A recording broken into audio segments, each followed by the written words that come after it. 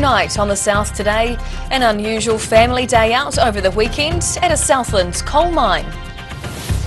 Central Otago's top young builders showcase their skills as apprentices across the country compete for glory. And some Auckland artists have been working in South Dunedin, creating a special piece for the community.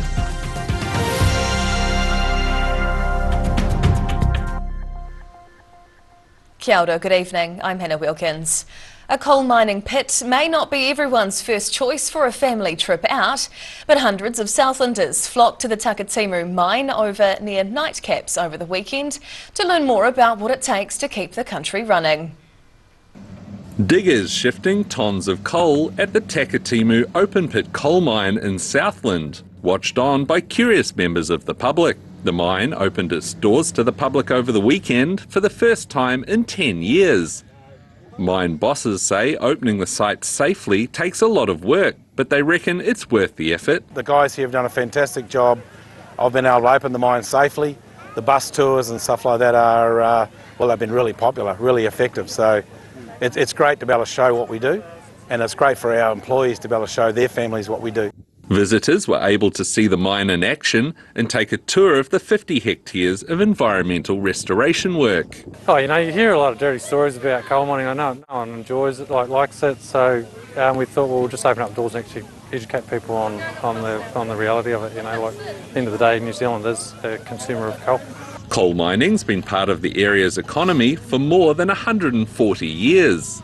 Mine owners Bathurst Resources say they plan to keep supplying locally produced coal until the transition to greener energy sources is complete. In Takitimu, the South today.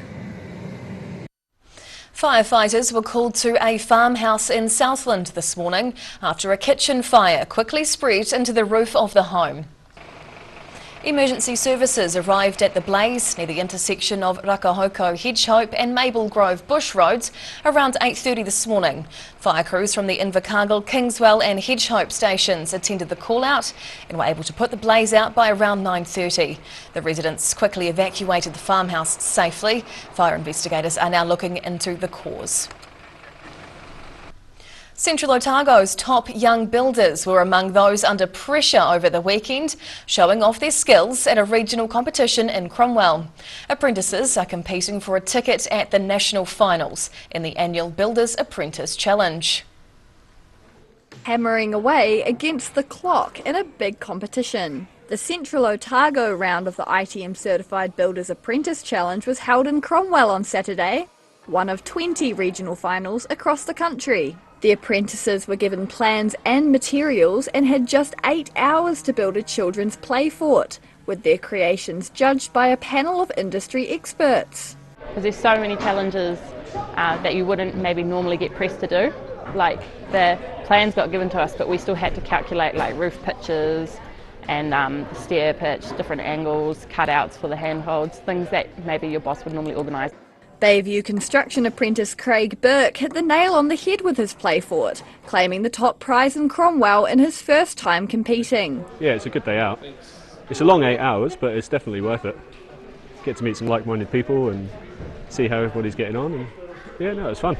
The competition gives building apprentices the chance to test their skills under strict time pressures, skills which are important for the next generation of builders. Competitions like this are important because apprentices are the future of our industry, so we need to look after them, we need to foster them, they need to be encouraged to take up carpentry and building as a trade. The play forts will be auctioned off for charity or donated to deserving communities. The 20 regional winners will compete for the top trophy and $25,000 worth of prizes at the national final in Christchurch. In Cromwell, the South today. Dunedin fashionistas put on their finest outfits to look the part at the 2023 ID Dunedin Fashion Show over the weekend. And the winner of the top prize in the Emerging Designers Awards certainly got crowds pumped. Avant-garde fashion and sophisticated street style were stepping side by side at the Dunedin railway station for this year's ID Dunedin Fashion Show.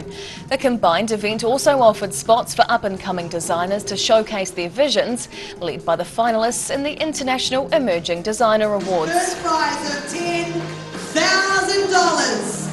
ID International Emerging Designer for 2023 is Zonglin Liang from Shichen University in Taipei, Taiwan. Taiwan's Zonglin Liang took home the $10,000 top prize for her Urban Refugees collection. The award-winning designs featured outfits that transformed when they were inflated with onboard fans. And you can catch the full highlights from this year's ID fashion show on Channel 39 on Saturday the 15th of April at 7:30 p.m. Well, a new artwork's been painted in South Dunedin and it's the size of a whole building. Auckland mural artists made the trip down south to create a special piece for the local community. Colourful flora and fauna brightening up a hillside road car park. Mural artist Flocks and Sweats have been working away at a new mural for South Dunedin, creating a piece called Shifting Tides. The duo were invited here by the South Dunedin Street Art Group to help brighten up some of the bare industrial walls in the suburb. It is a piece for South Dunedin community, and it is for them to take hold of and, and love and admire for many years to come. The pair of artists drew from cultural, historical and geographical elements that had connections to the area. The Titipu rifleman bird takes centre stage, representing the Kaitahu people who moved around the region. It's much better than looking at plain grey walls, isn't it? Had a number of people come through this week, say exactly that, and they love the colour on the walls. The mural artists went through 2 litres of acrylic paint and almost 60 cans of spray paint, and were proud to be helping enrich South Dunedin's cultural scene. I think it's really important for, artwork, public artwork to be out there for people to admire. It brings communities together and, it helps connect people. The finished mural's been coated with a UV shield and graffiti protectant, with the aim of keeping it in good condition for the next 15 years. In Dunedin, the South Today. Yakane, still to come on the South Today. Those living their lives a quarter mile at a time put their pedal to the metal in Lawrence at the Drags. And the smell of burning rubber continues as we bring you the full wrap from the Otago Rally.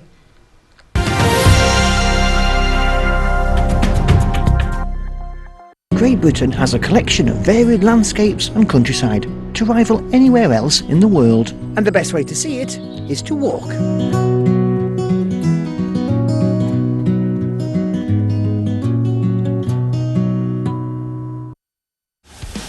Aero, used by Australia's top bowlers with their unique Z-scoop grip that redefines the game. Machined with robotics for unparalleled accuracy, Aero, same line, every time. Garage Dunedin, delivering quality stylish garage doors in Dunedin for over 17 years. New doors, replacement doors and maintenance are all part of Garage quality service. Garage Dunedin offers a full range of modern quality doors to suit any home. Come visit the team. Drive away your way with 3 incredible offers on the Honda CR-V Adventure Ready range. Choose from 2.9% finance with 0 deposit, third finance, or lease a new CR-V from just $136 per week. These offers are only available for a limited time, so be in quick. From Honda. If you're at risk of developing melanoma skin cancer, you owe it to yourself to have a mole map. Mole map is coming to your area. Phone today to make an appointment. It could save your life.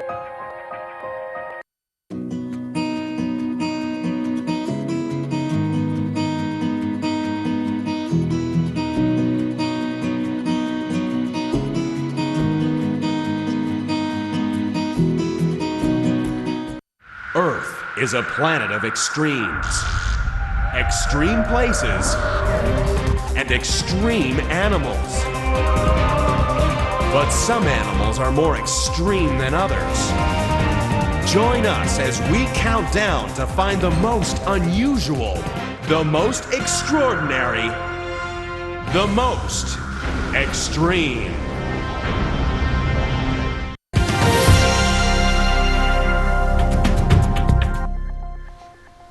Tēnā koe, welcome back. The echoes of screeching tyres and the smell of burning rubber ran through Lawrence on Saturday as the town's quarter-mile drags roared down the streets. Around 40 competitors took their high-performance vehicles to the 400-metre strip of Waipori Road, putting them to the test against the clock. The street was cordoned off by emergency services, allowing the have-a-go racing drivers to safely drag down the street. President of the Quarter Mile Club, Bill Baisley, has helped run the event for the last 30 years and is proud that all proceeds go back to the community. We've got a great team on board. And all our proceeds on this day go to the local services, Hambo, St John's Hospital. After the rain cleared in the afternoon, Milton's Steve McClay managed to clock the fastest overall time of 11.54 seconds in his 1980s Corvette Supercharger. In Lawrence, the South Today. Motorsport fans filled Dunedin over the weekend for a few days of dirt roads and hard racing.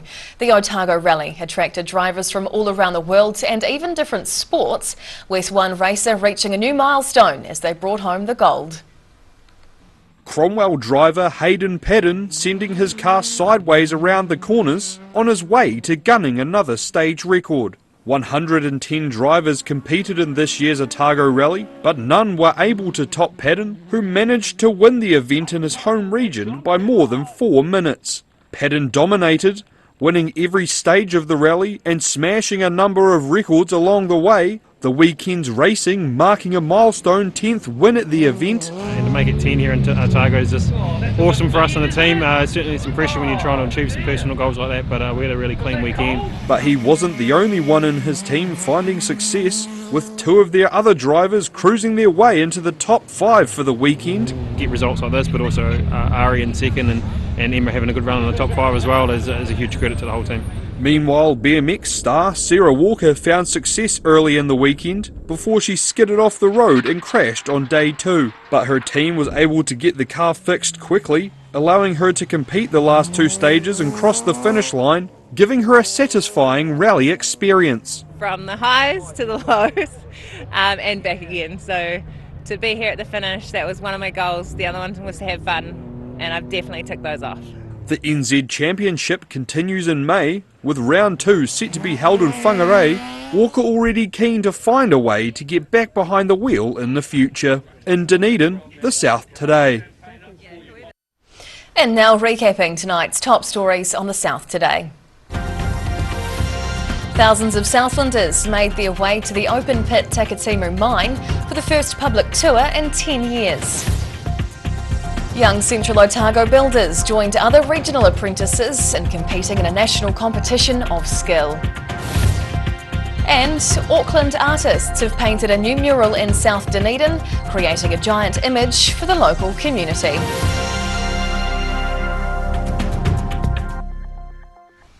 And time now for a look at what's happening in tomorrow's ODT, and we welcome Associate Editor Mike Houlihan. Hello Mike. Good day, Hannah. What can we expect in your paper tomorrow? We've got a big story tomorrow about oncology services across Otago and Southland. There's been a worrying shortage of radiation oncologists. These are the people who dispense and diagnose and dispense treatment. There's a large number of them are about to retire, and there's also a shortage of them before that anyway due to staff attrition. So the gap's getting bigger. We're getting to the point now where provision of various cancer treatment services is not possible in Dunedin unless they find some reinforcement from somewhere. So it's really quite worrying. We also have a little quirky story about a couple that found a photo addressed to Renee, from Renee, of probably 1950s era behind a wardrobe wall in the house they're renovating. They'd like to find out who Renee and possibly even Renee were. So, absolutely. We've got a story about the Queenstown Lakes District Council, which is facing a multi-million-dollar bill for leaky buildings from a few years ago. In sport, the New Zealand cricket team arrived in town today for its game against Sri Lanka on Wednesday. Of course. And in our travel segment, our travel writer's gone to New Plymouth. Stunning. All right, we look forward to reading that and everything else tomorrow, Mike. Thank you. And time now for a look at the weather.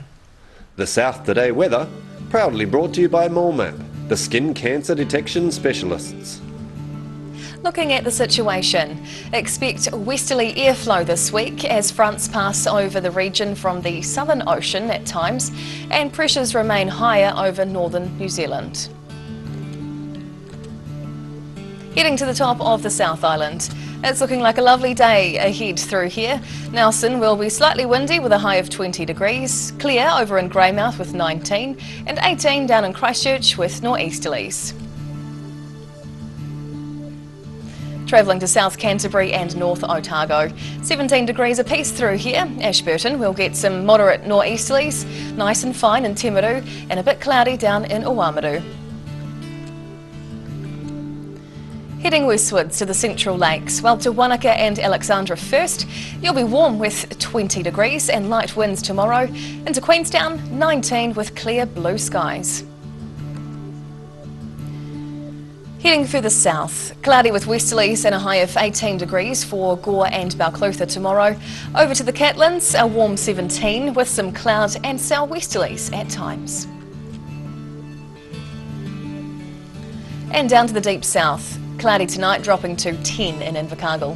Tomorrow's looking cloudy again with mild nor'westerlies and a high of 18 degrees. Into Wednesday, heading for that same high again, but this is where the strong gusty nor'westerlies really pick up on what will be an overcast day with rain at times. And finally, heading to Dunedin. Cloudy tonight and down to 9 as the low. Tomorrow will be fine with cloud breaking to a sunny 17-degree day with breezy sou'westerlies. And then it's warmer on Wednesday with a mix of sun, high cloud and fresh nor'westerlies, heading for a midweek high of 21 degrees. And that's the news this Monday. For the latest news and videos from the southern region, head online to odt.co.nz. You can follow Channel 39 on YouTube to catch our bulletins on demand and follow the South Today NZ on Facebook to catch our favourite local stories. We'll see you again tomorrow. Ka kite o pōpō.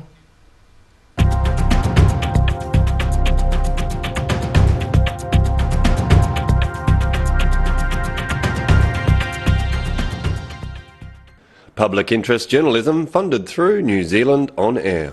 Living Well Disability Resource Centre, a not-for-profit charitable organisation and your one-stop shop for information and resources to help you retain independence. We offer a wide range of assistive products from jar openers to mobility scooters and provide assessments for Total Mobility, the half-price taxi scheme. Come and see the friendly team. You'll find us on the corner of George and Bath Streets, ground floor of Burns House. If you're at risk of developing melanoma skin cancer, you owe it to yourself to have a mole map. Mole map is coming to your area. Phone today to make an appointment. It could save your life. Every day the team at Gillian supports grieving families at their time of need. From answering your questions to organising a farewell that reflects the wishes of your loved one. We can help. Call Gillian's today.